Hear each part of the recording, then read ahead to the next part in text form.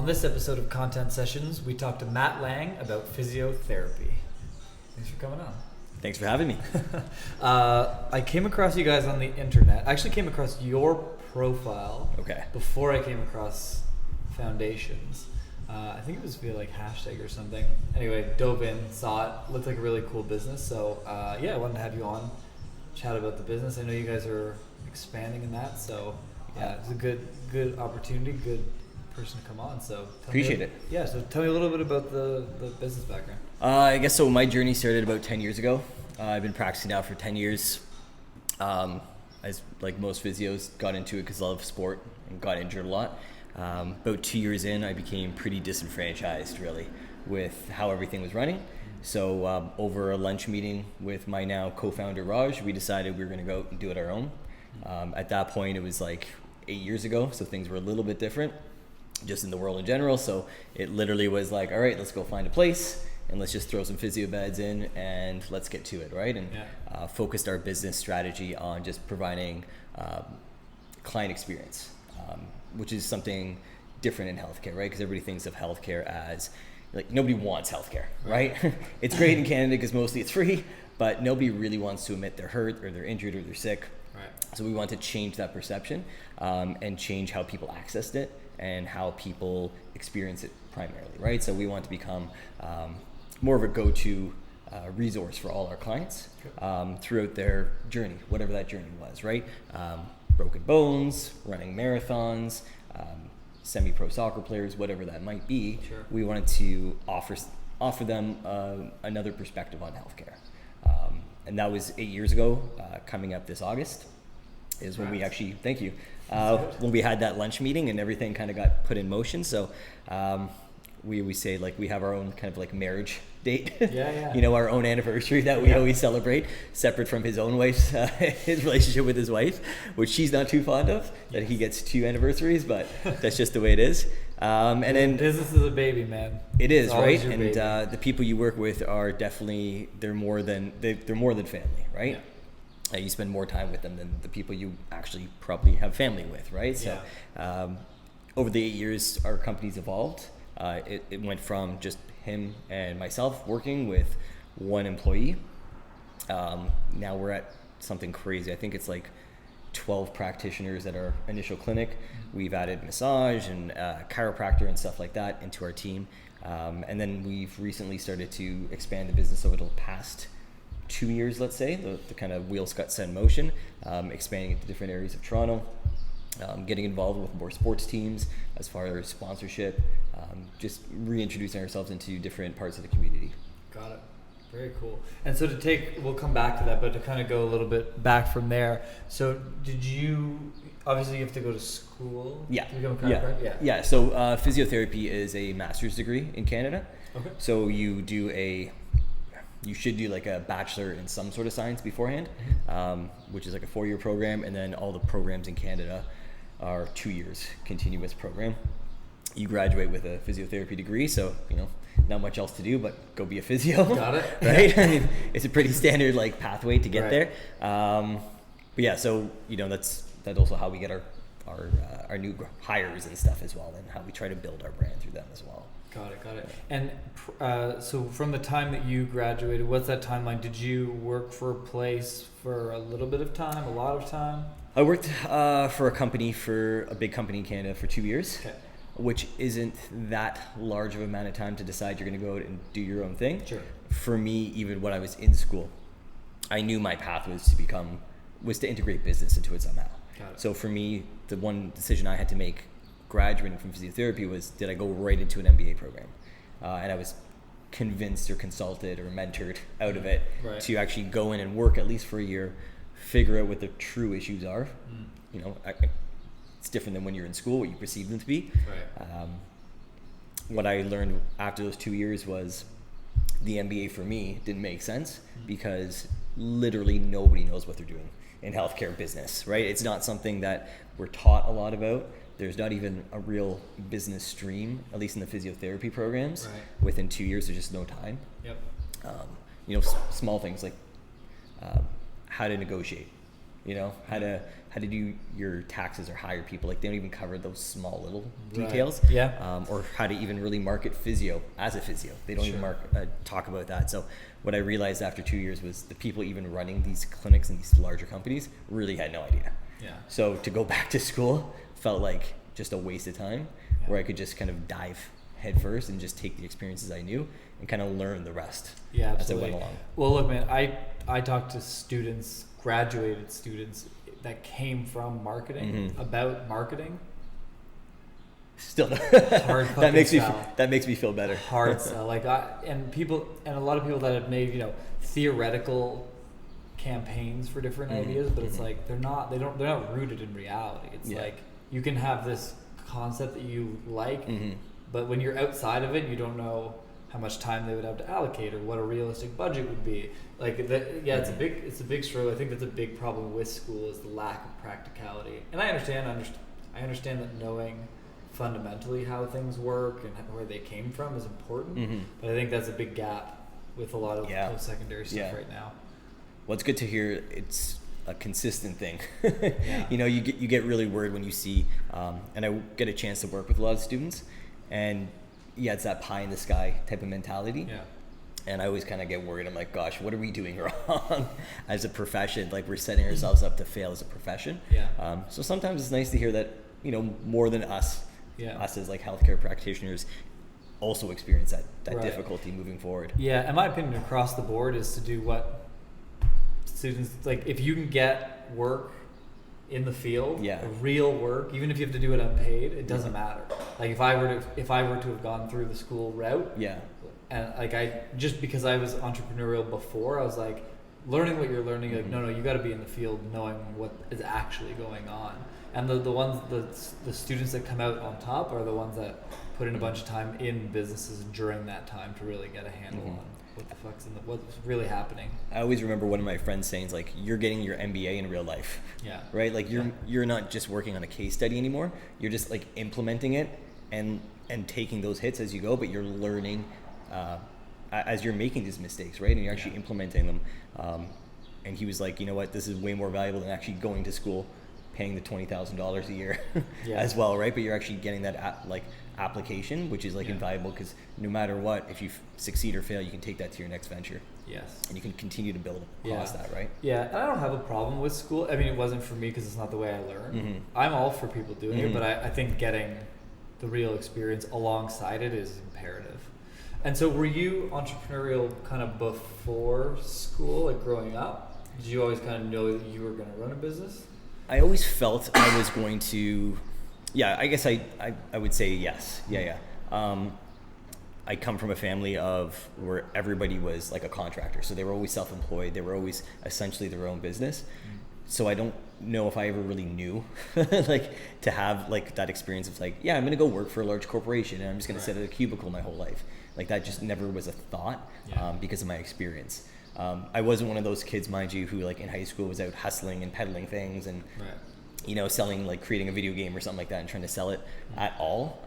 I was fairly focused at just getting through school because I was good at school, but I didn't like it.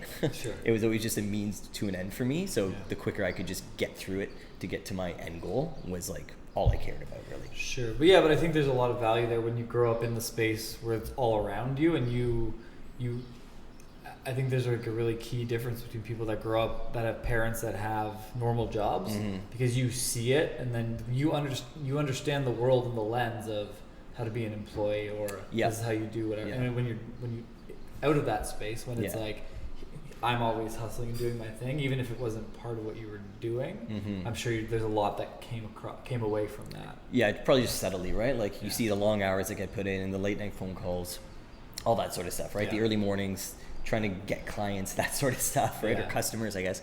I guess it's just like subtly, you just absorb it all, right? Yeah. So I guess, maybe, you know, subtly, if I think back, I'm like, there's some lessons that just you get taught even from a young age, right? Yeah. And what's your feeling now that you've had the taste of owning a business? Like, is it 100% for you forever, or is it kind of like a lot of people get that feeling of like when that's the right thing, that's the thing forever.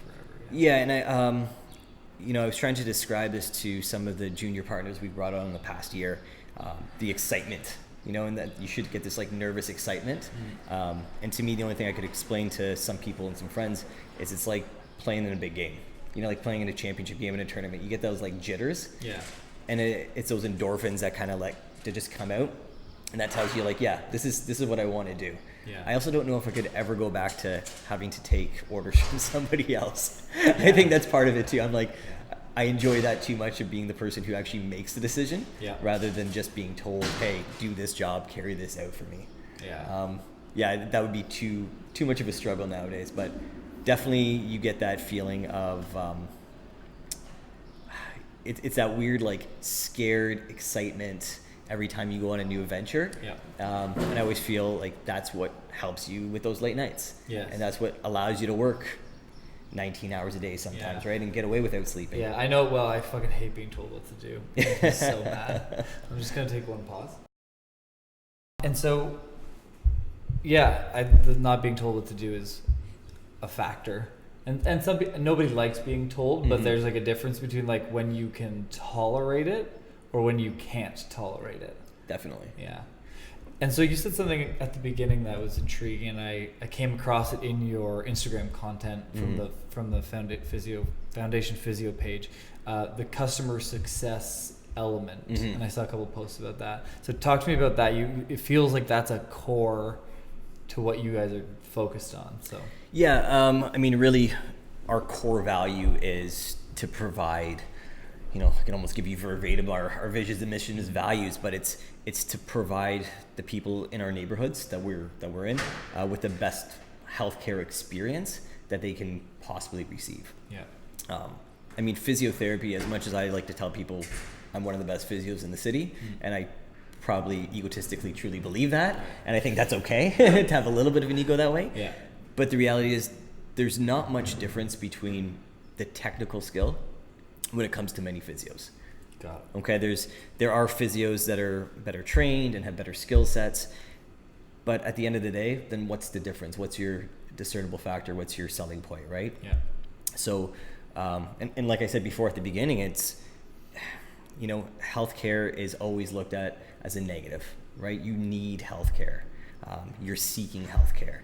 We wanted to change that. We want to make sure that and again, we call them clients instead of patients, but we want to make sure our clients were active participants in the rehab journey, right? And so that they understand we're just part of their journey and we're helping them through their journey. This isn't about us, right? We got to take the ego out of who we are as healthcare practitioners. And anybody who's ever had to deal with surgeons or in certain hospitals and have meetings with doctors, it can be very ego-focused interaction. We want to take that away, right? We want to make people comfortable. So adding that piece to our social media and our online presence was a way of helping the clients realize that a little bit more themselves, just to reinforce that, but also for new potential clients to see that what we're trying to do is actually build for them, right? We're just a conduit, right? And so how would you, what's the best real life example of that?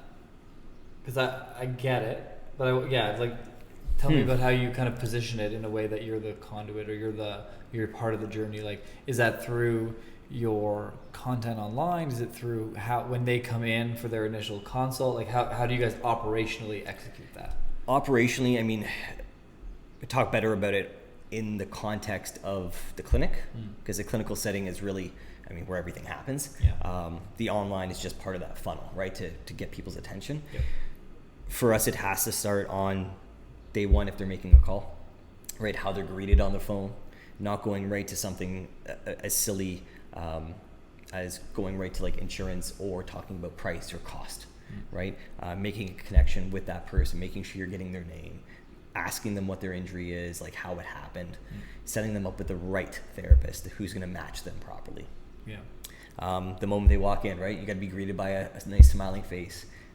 We offer everybody coffee and water and chocolates when they come in, right? Trying to change that perception of oh shoot, my ankle sprained and I can barely walk, to oh, I like chocolate, right? Just something small like that, right? Sure. Make sure you greet people, you shake everybody's hand every time you greet them and you bring them into the office. always have like upbeat music playing. Your typical physio chiro clinic in the past always had curtains, and there's, stacked beds, and you kind of felt like a little bit of a mill running. Yeah. Ours are like private treatment rooms, so every physio has an office to themselves. Yeah. So you actually have that one-on-one interaction. Nobody's pulling you away. You're able to give your time to that client to make them to listen to their story, right? To make sure you're making that connection with them. Even right down to, you wrap up all the technical physio stuff, you do your assessment, you do that sort of thing. Then you sit down and you create the plan with them, right? You tell them, okay, what's your goal? What do we need to get you back to doing? Why is this important to you? And okay, here's how we're going to fix this, right? And then creating individual plans for everybody, right? There's not the, you're not getting a hot pack, right, sitting around and getting an exercise sheet to do when you go home, right? Everything is totally individualized with us. And then just even something as simple as like making the follow-ups and making sure we're connecting with people on that day-to-day basis.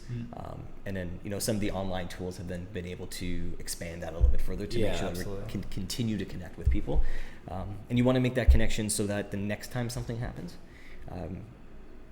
and I know, our locations we kind of choose based on very active, younger demographics, right, because we want to be around people who are active, right? Because unfortunately, like anybody who's active knows, you're more likely to get hurt, essentially, right? Which is, part of our bottom line.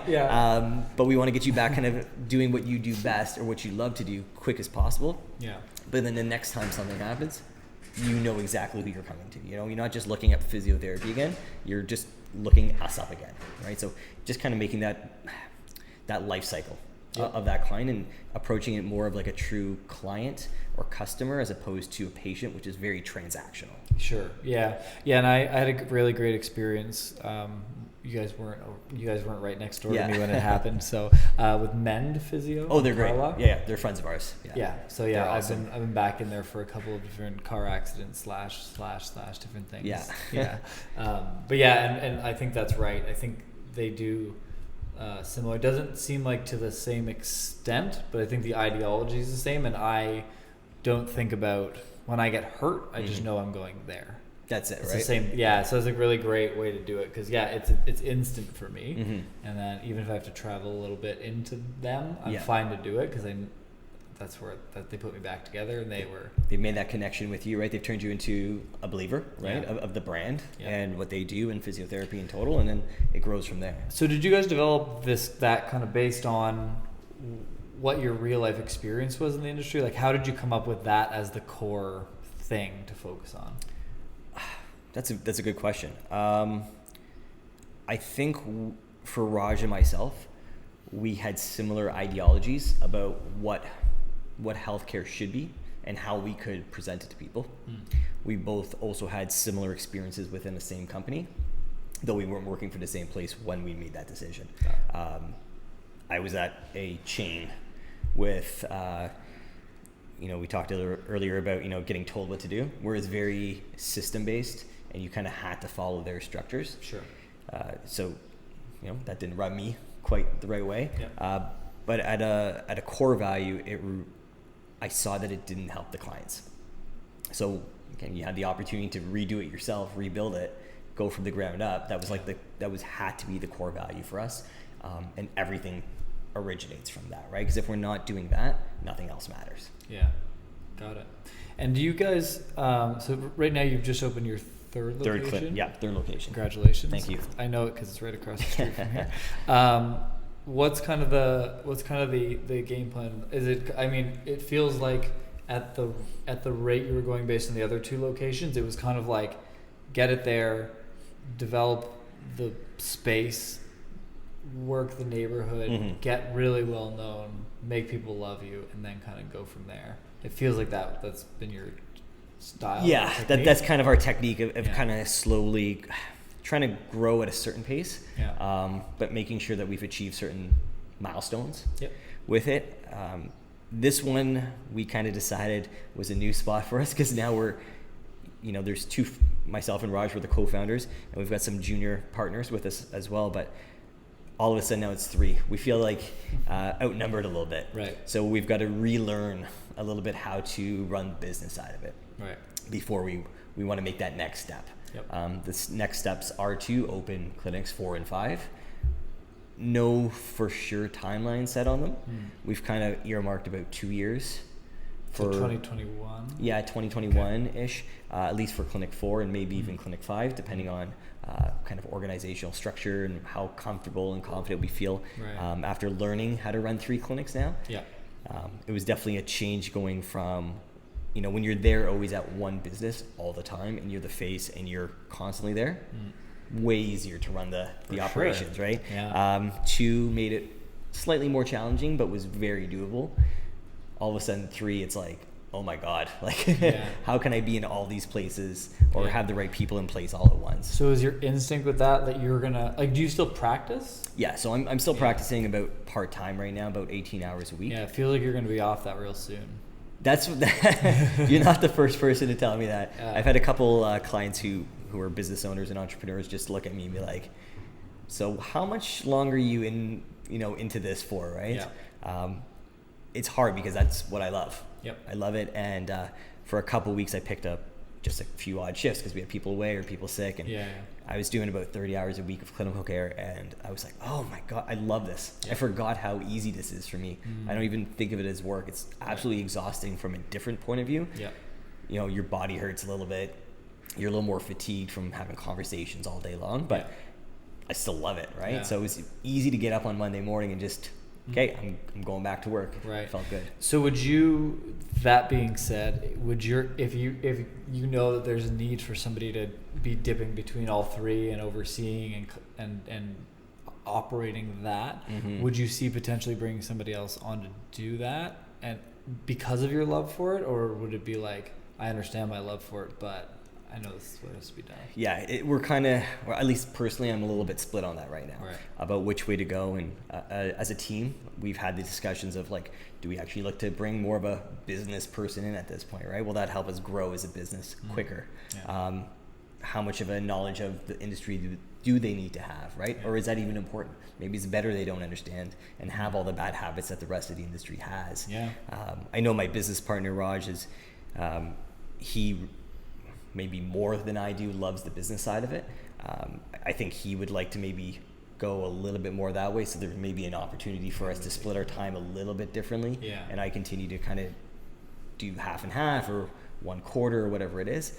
Yeah. But it's something I'm definitely, that's currently constantly on my mind, trying to figure out, because as I just know to grow the business as quick as I need to, I can't continue to do 20 hours a week. Yep. Because time just runs out in the day, right? I'm exactly there right now, and I understand it. So I've just brought somebody on. So I was running all the Facebook ads for everybody, including our stuff, our internal brands, of podcasts.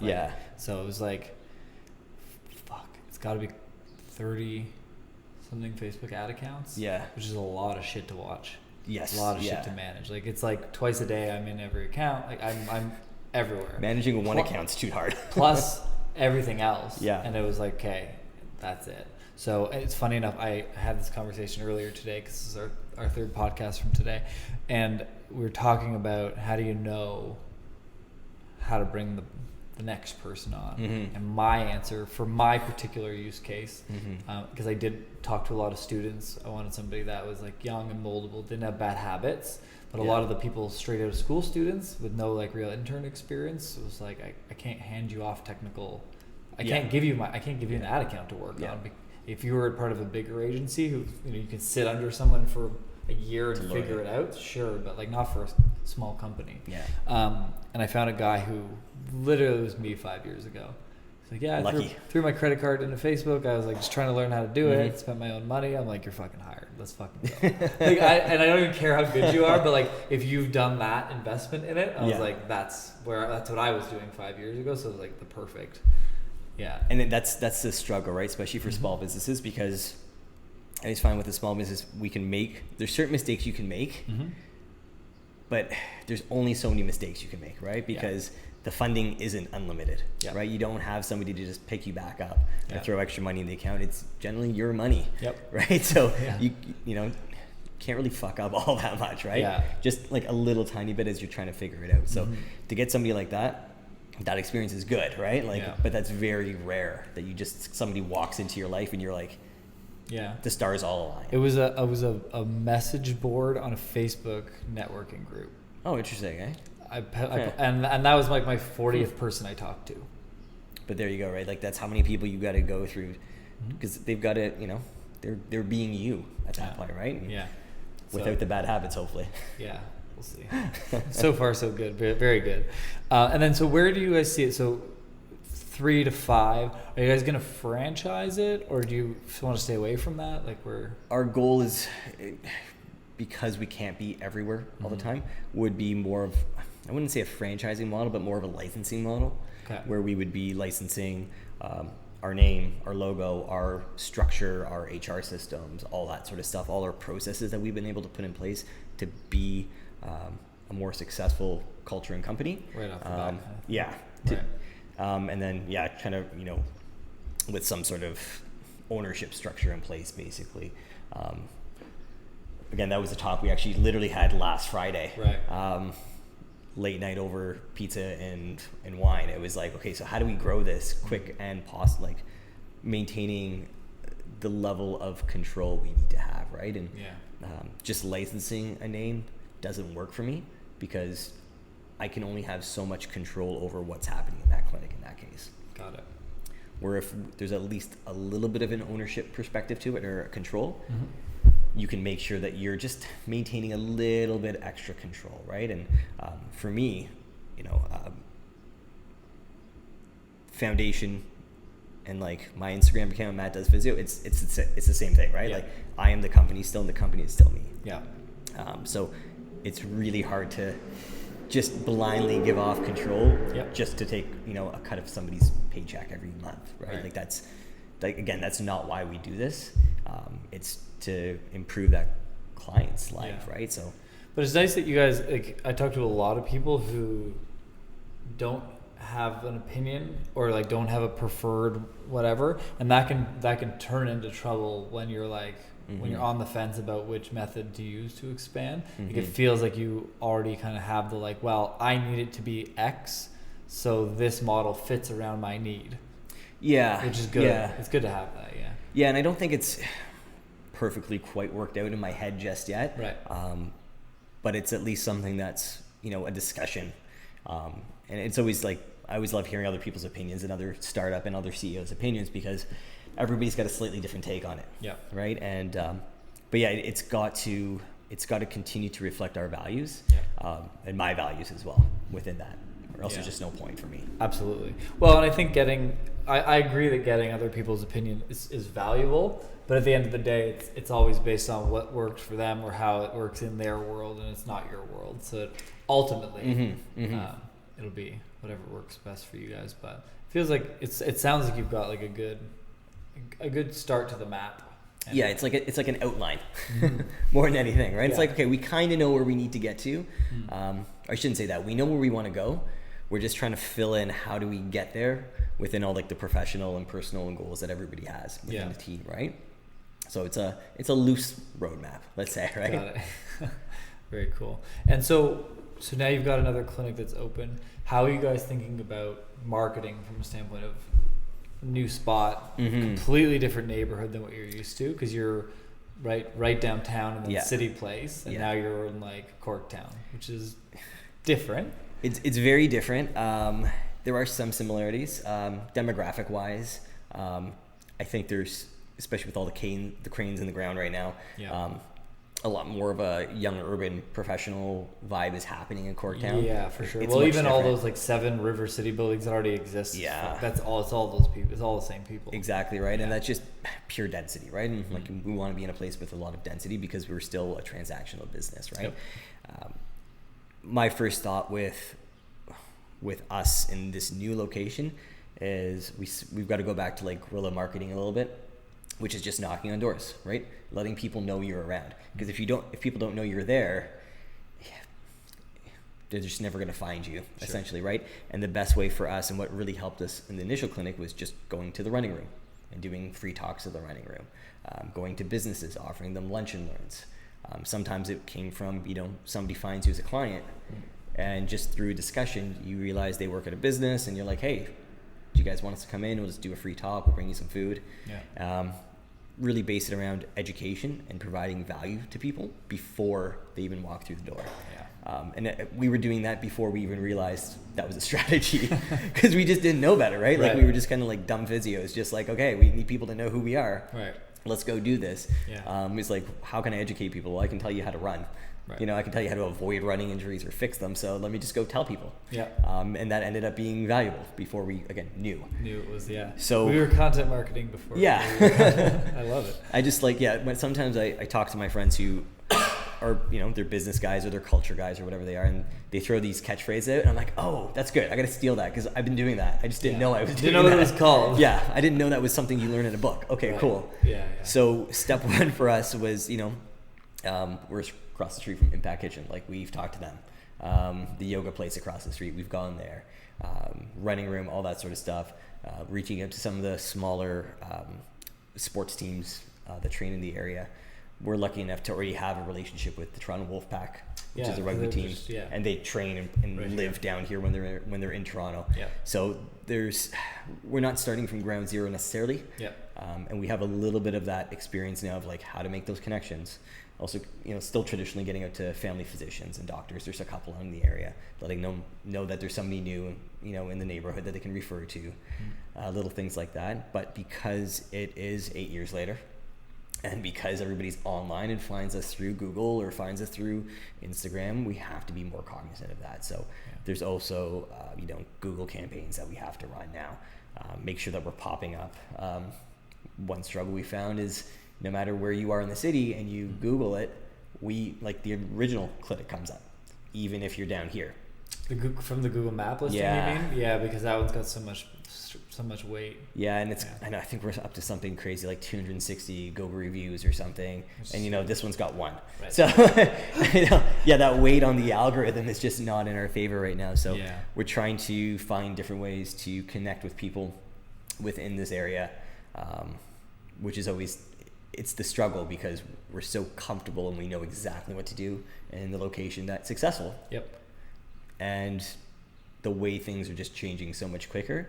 When we started 8 years ago, most physio clinics weren't even on Facebook, right? And now Facebook is more dead to certain demographics, right? Like, I don't know if there's 20-year-olds that you're going to capture necessarily through Facebook anymore, right? So you need to find other ways to capture them, which is our struggle. Yeah. What's the biggest lead generation for you? So when you're if you're doing Google, maybe ads and maps or whatever, different things, like what's your biggest driver of net new business from what you can tell? Our number one driver is still friends and family referrals. People letting their coworkers know, letting their family know. Somebody in a running group letting everybody else know. That's still our number one. Number two is Google. And that's, I always wondered if that was just, because we ask everybody when they come through the door, like, how do you find us, right? And I never knew if that was, we were doing a good job on Google or we were just the only clinic in the area. So when they put in physiotherapy, they're like, oh, cool, there's a physiotherapy clinic. It's got a couple good reviews. Let's try them out. Got it. And do you guys do paid Google? Do you buy Google ads? We run, at different times, different strategies, but there's always like a campaign going for us at all times. Got it. Yeah.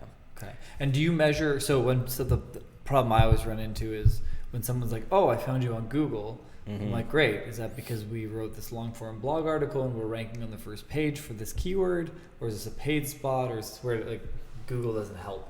Yeah. Do you guys measure that a little bit on the back end of your site in terms of like calls or bookings or anything like that? So that's actually one of the struggles we've had.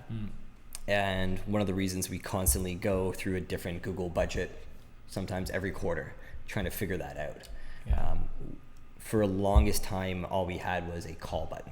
So and it would only work if you're on a mobile device, but if you're on a desktop, really not picking that up because we don't have that checkout page, right? Like, we don't know people are getting to that page.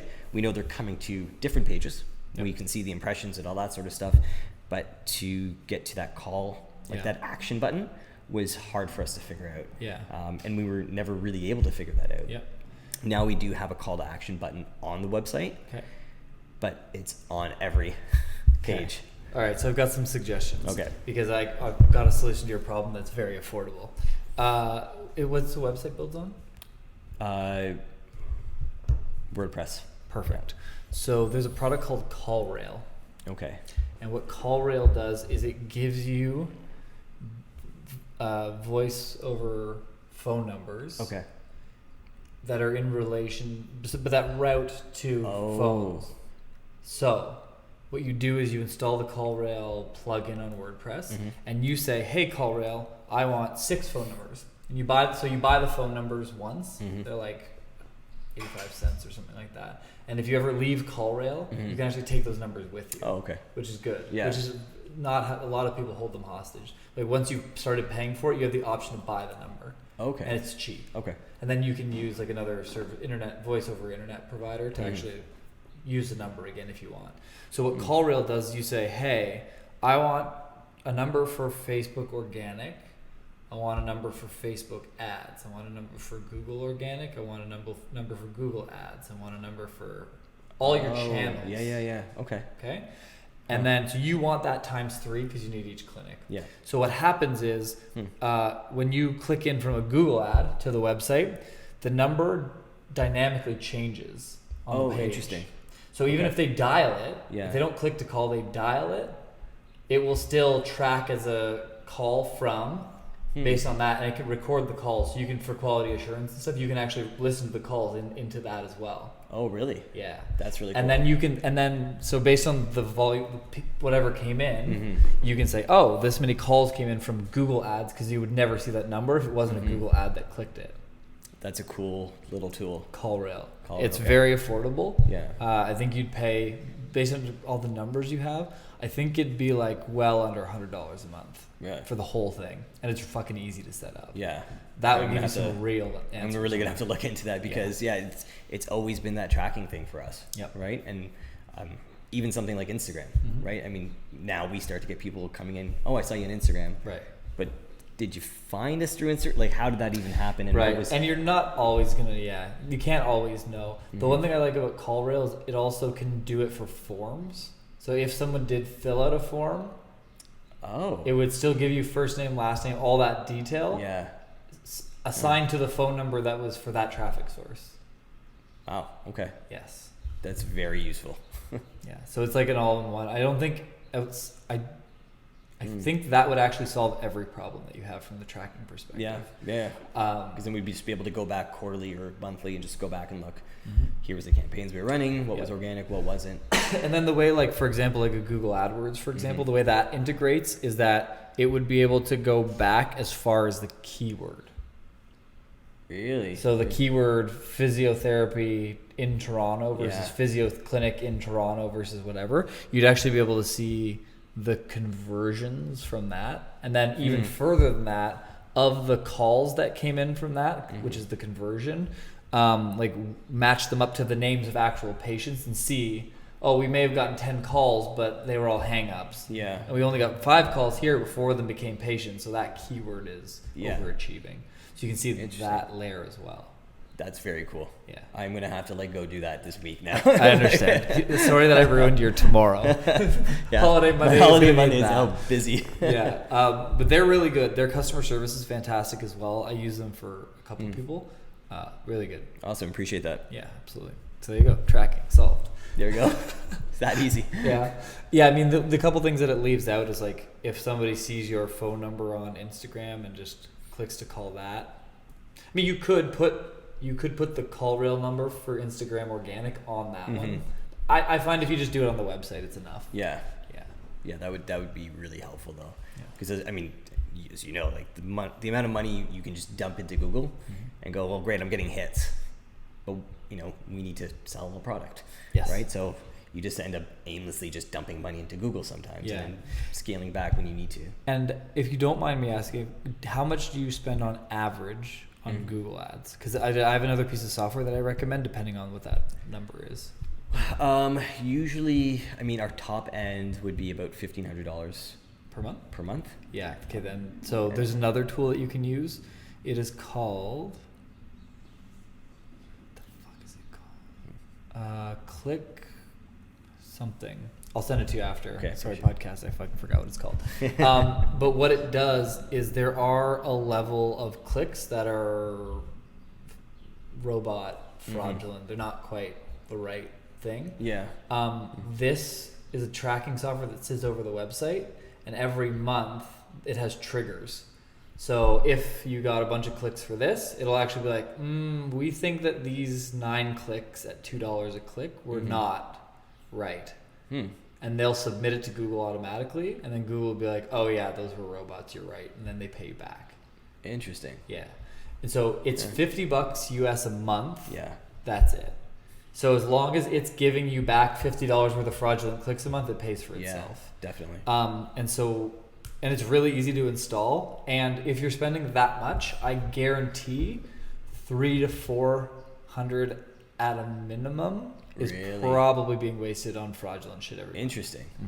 So I told you, but just a bunch of like dummy physios out here in the real world now. We're like cavemen out here. This is a very obscure product. I stumbled across it through a friend of a friend of a friend. I talked to the founder a while back. I use it for a couple clients, which I'm embarrassed. I can't remember the fucking name. Maybe before the end, I'll actually look at it on my computer so I can not lead people. But yeah, and so ClickBank. Okay. That's it.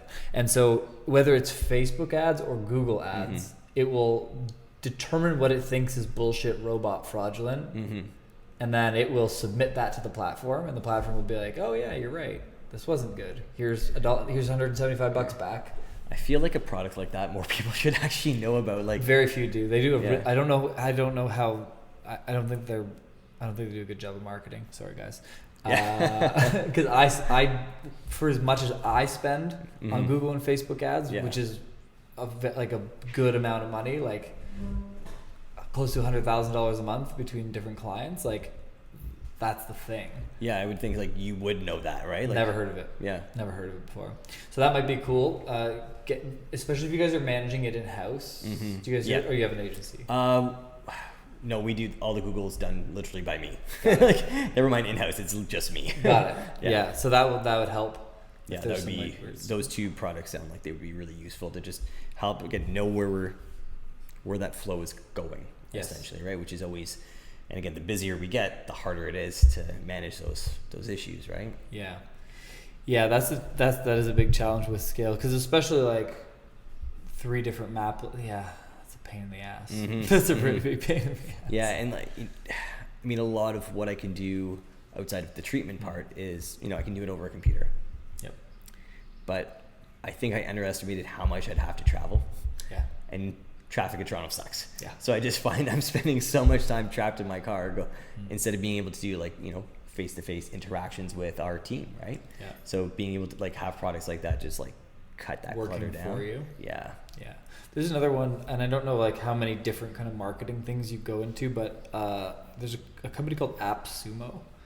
They're out of Austin, Texas. They have a product called sumo.com, which is like a thing that sits over top of like an e-commerce website. Okay. It's got all these built-in tools. Okay. But from the non-e-commerce perspective, it buys, so it's like Groupon, but for startups and only software.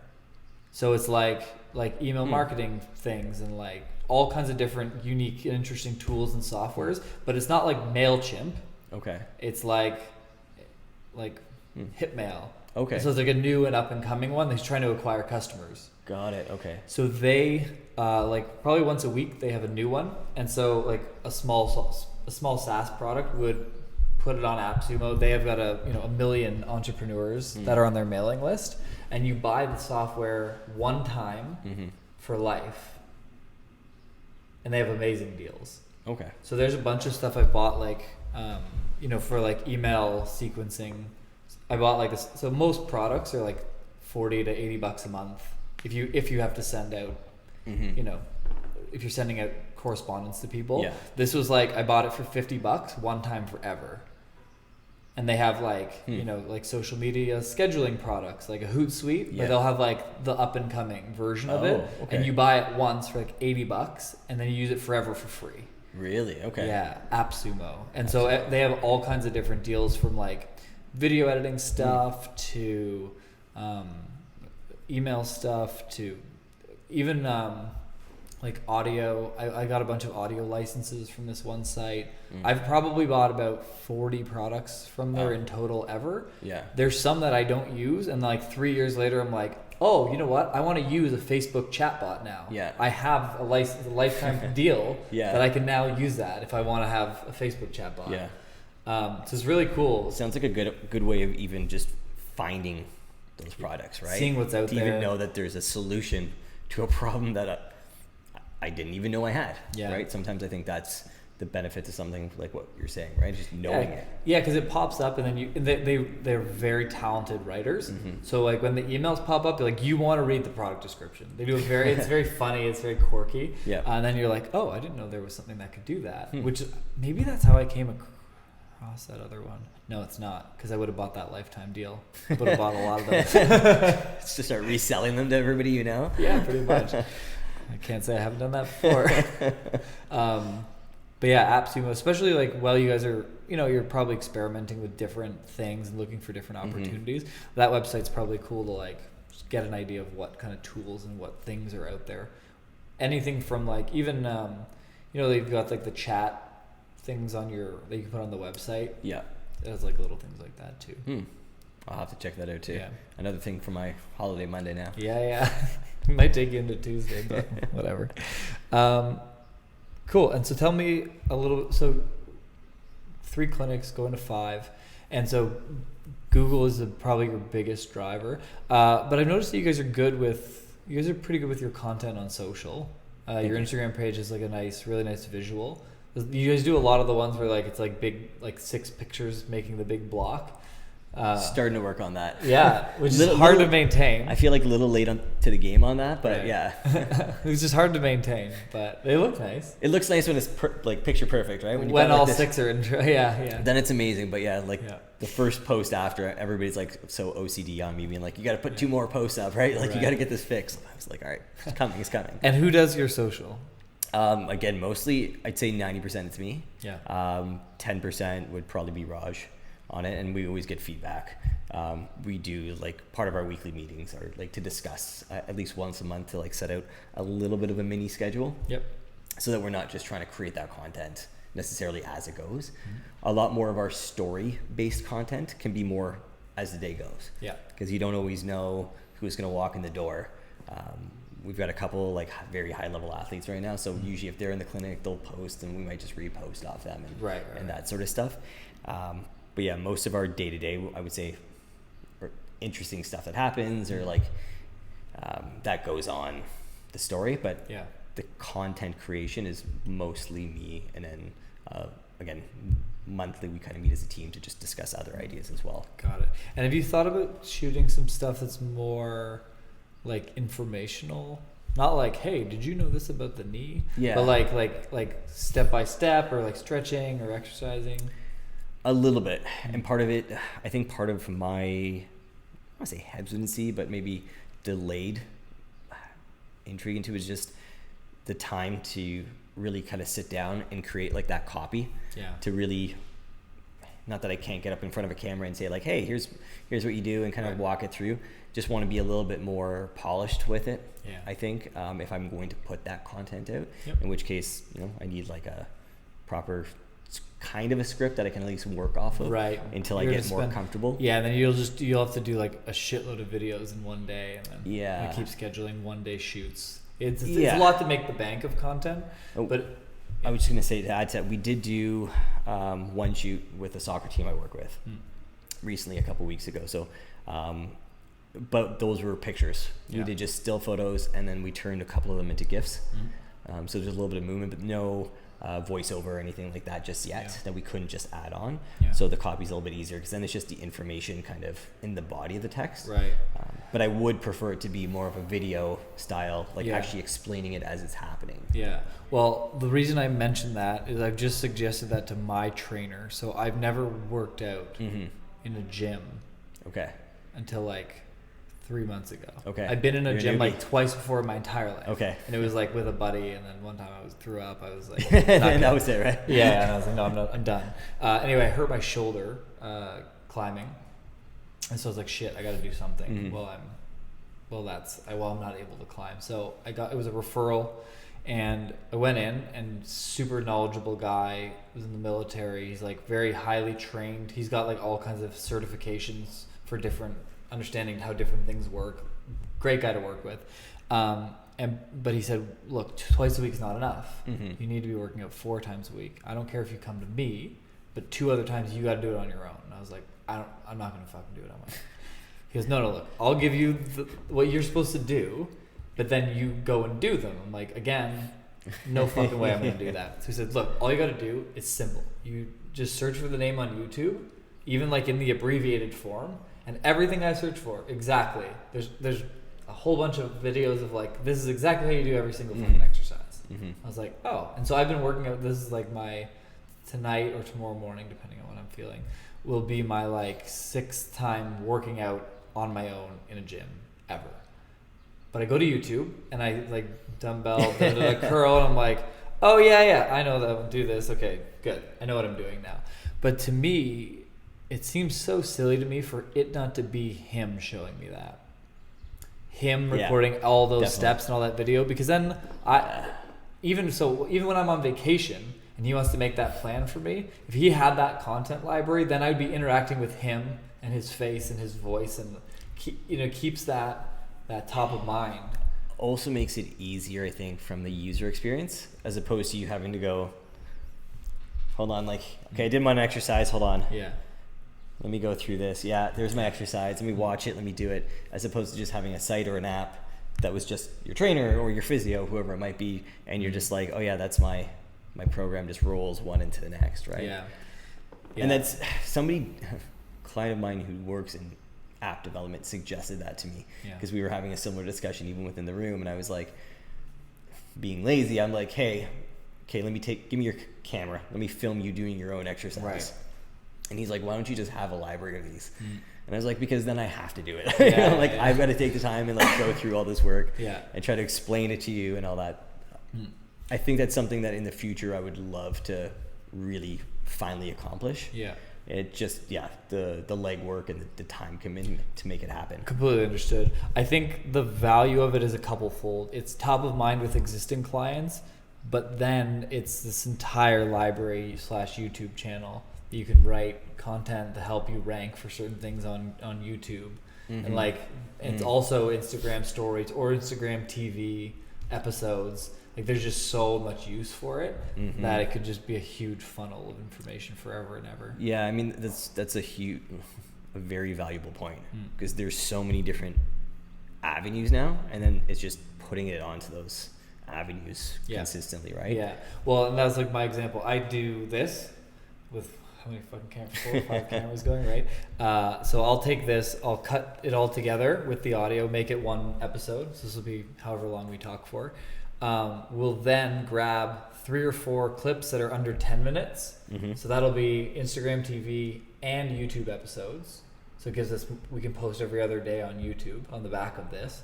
And then we also get a bunch of 1-minute clips for Instagram posts. We use this program called Wave, which makes the audio wave blurbs. Okay. So we'll put a picture with those as posts or Instagram stories. Yeah. We'll also get quotes and get a picture and like write the quote on the picture, so it'll be posts with that. Yeah. By the time we're done every episode, it equals 20 individual pieces of content. Can I ask you a question about that? Yeah. When it comes to the Instagram post, obviously it's all very visual now anyways. Yeah. How did you decide on those styles of visual appeal, let me say, right? Like you said, like the quote with the actual wave over top of it, or the picture with that. Like, how did you decide that's kind of the look that I'm going for to appeal to the customer that I want to grab? Yeah, I mean, I think for me, I'm just thinking about mass content. So one thing that I do to kind of cheat sometimes is if it's like say it's a 1-minute video and we're going to just keep us, because that's good content. I might have a different thumbnail that's like, so from a visual standpoint, that checker isn't like just kind of the obscure us sitting. It actually has something different. And then when it starts playing, it has different. Oh, I see. Okay. Right? Yeah. But I think, the best way to kind of explain how to decide that is if you pick a couple of key categories, particularly for Instagram, let's stay with that because it's super visual. If you have like, here's our 3 categories that we talk about as a business, then you can figure out how the content fits within those things. So I used an example of Jenny earlier, so I'll use it again. So she is into things around mental health and climbing and just like health and wellness. So those are her categories. Okay. And then all the content that she develops, she stays in that lane.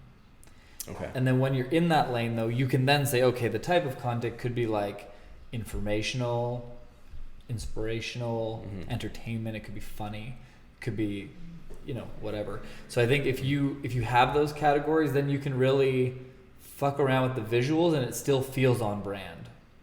So it's not to do with like that particular picture or that style of picture. It's more, does it fit into the narrative of our branded content? I see. Okay. I think the idea of the grid having to be perfect is going to become less and less important. As much as it's nice to have that, I think, the way that most people experience your brand is through a feed. Like, unless they find you, they click on you, they come to the thing, and then they see that visual. So I don't think it's that important. I think it's important for like influencers. I think it's important for like people in like the fashion world and that kind of thing. Yeah. But I think if you had again, kind of go down and say like our categories are like our categories are like preventative help. Yeah.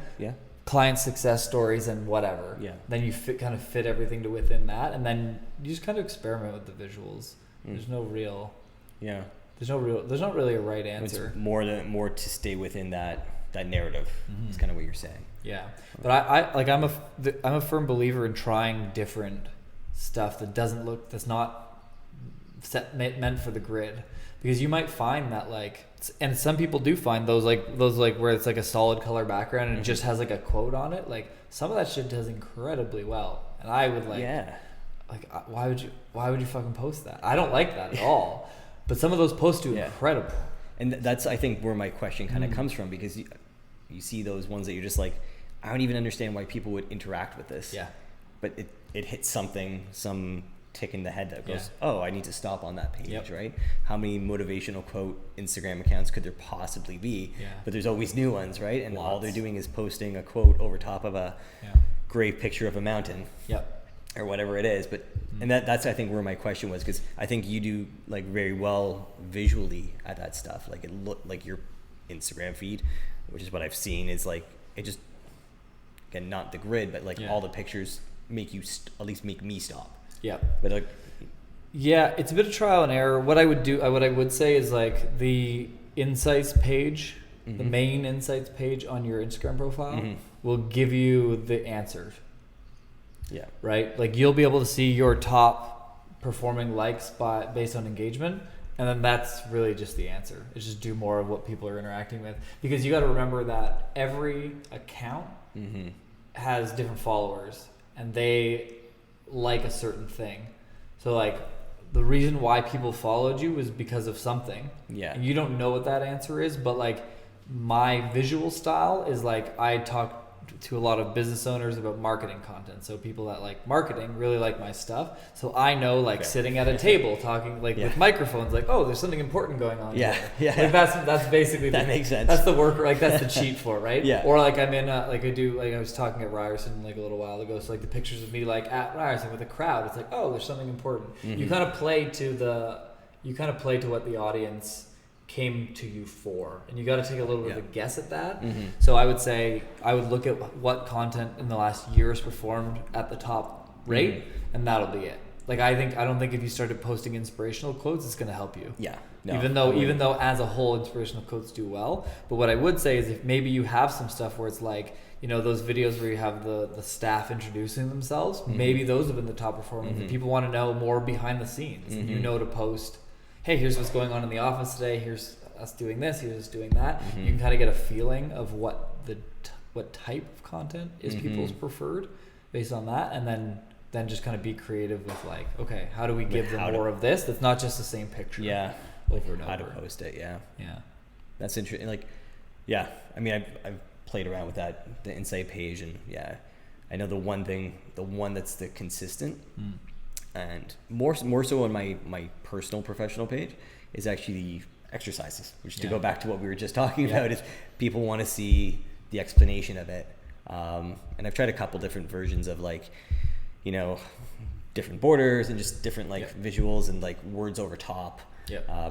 For whatever reason, I just really hate listening to my voice. So when I speak over it, I always just mute myself and just have the words go across. Right.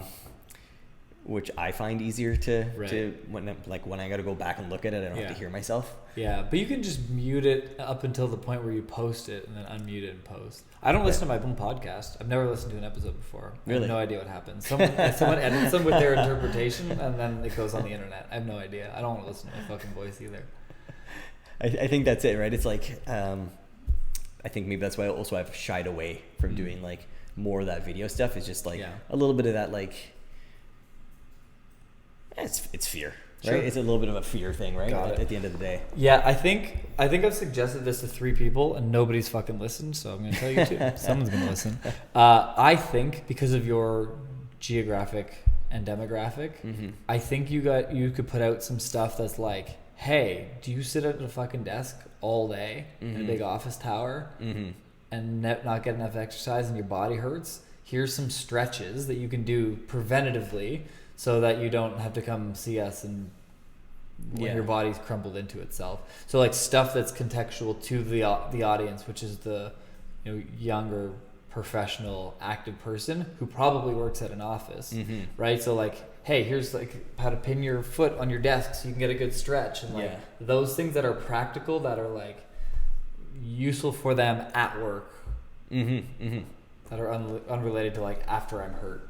Yeah, you know that preventative style, right? Yeah, because I bet your following is mostly people down there in that area. Oh, definitely, right? So right, if you know that and you're like, when they're sitting at their desk feeling miserable because their back hurts and whatever, be like, hey, does your back hurt at the office? Like, here's like 3 stretches that you can do in 2 minutes. Yeah. And here, like, now you're gonna feel better while you're at work all day. Yeah, I think, I mean, you've hit that point a couple times now, and I think it's making that connection to what that content that your current clients even have. Yeah. Your current clients, what's the content they want, right? Yeah. And really playing to them, and trying to just provide continued value for them, right? Yeah. So, I mean, it seems like you guys are fairly far ahead compared to a lot of people and businesses that I talk to. Like the approach, I think the business fundamentals and the values that you bring is miles ahead of a lot of people. I think that the way, like, from what I've seen of your content, even on the blogs on the website, like, they're good. The blogs use a tiny bit of work, but they're very close to like, yes, this is the perfect formula for it. And then to me, then it's just like, how much more activity can you actually pump out? And I get it, like, there's not always time. That's the hardest part. I preach to everyone all the time, and then I'm like, I got sick last week and I didn't post for a week because I didn't feel like getting out of bed. Like, shit happens. That's it, right? You always have to weigh it based on the other stuff. But yeah, I think you guys are really like on a really good track from a marketing and visual and content standpoint. You guys are doing really well. Thank you. It's nice to hear. Yeah, cool. Anything else I should know? Anything else you want to touch on, or? No, I mean, all I know right now is I gotta go get those 3 programs. So I gotta fix my website up, put another plug in there. That shit'll be a game changer. Yeah. Interesting what you like slightly just mentioned about the blogs, because that's something that I try not to write, because my goal is no longer to actually get clients for myself. It's to get clients for my staff. Yeah. So for me, I try to drive them to write it, and then try to have that discussion almost like this about like how you marketing to which people you're marketing to on a very like low level kind of marketing that I understand. Yeah. But then trying to get that across to them. So are you encouraging them to have their own Instagrams? Yes. Yeah. Yeah. Yeah. You should actually, can you hold up the ring light? This is what I recommend. Here. So this. So it sits up on like a mount like that. Yeah. And then you mount your phone in here, and then this turns on, so it's like a filming studio in your face. Oh. I don't know if you've seen that. I've seen it at the barbershop. Yeah. Out of all places. I have a client that actually uses those for customer testimonials. So when really? people are leaving, she's like, "Hey, would you record a video of your experience with us?" Yeah. And then they just flip on her phone. Yeah. And then she's getting video testimonials on that, and they look tight because the light is like nice and structured at your face. Yeah. So that might be another thing you guys could fuck with. Yeah, that would actually be a really cool thing, even to teach the exercises, or like we said, right, like on those stories, just make it look a little bit fresher. Yes. Right. And so, yeah, I would say if you had one of those that people could float, and, hey, if you've got no patient between 1 and 2, and maybe even having something like, here's kind of like here's my recommended guidelines of content that you could be making, maybe even providing them with something like that they could then, oh, cool, I've got an hour in between patients, set up my ring light, go film my exercises to show my patient, whatever different stuff. Yeah, having an actual content marketing strategy, I think written out is also on my to-do list. Yeah. And has been for at least 2 months now to like actually formalize it, to make sure that it just across the brand. Yep. Right, as we've 25 employees now, so it's getting big, right? Yeah. We're like big small right now, right? Like we're not quite medium sized, but we're still we're too big to say we're small business anymore, right? And that there's more people that all have to be on the same page, and some things have to be a little more formalized, not just in my head. I agree. Anymore. Yeah. No one else can read it if it's in your head.